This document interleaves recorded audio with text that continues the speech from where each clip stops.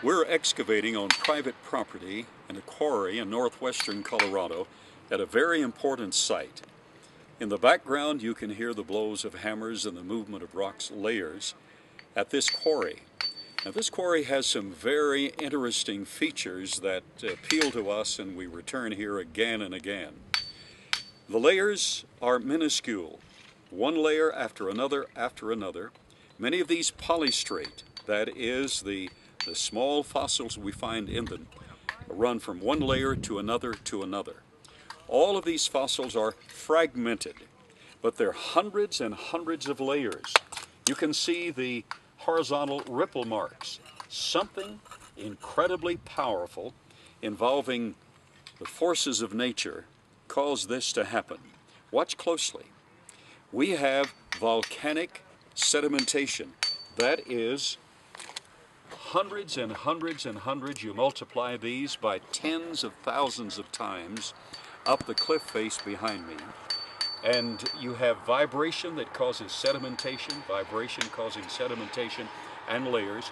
You have disruption causing sedimentation in these layers with extreme ripple marks. In the background you can hear the cars passing, but we're still on private property. When we examine the fossils here, they're all fragmented. They're splattered. In this area we have found beautiful feathers with the barbules, but the feathers have been removed from the birds. At this site, which is termed by evolutionary standards Miocene, meaning 50 million years old by evolutionary standards, and of course those are simply assigned ages, at this site a beautiful scorpion was found, but it was found splattered.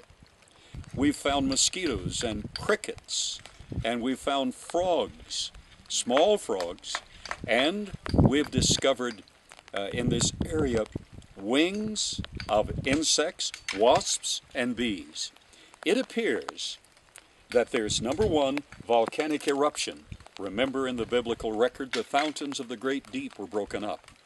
It's been found in records of geology that sometime volcanic eruption causes downdrafts and vortices which can cause tornadoes.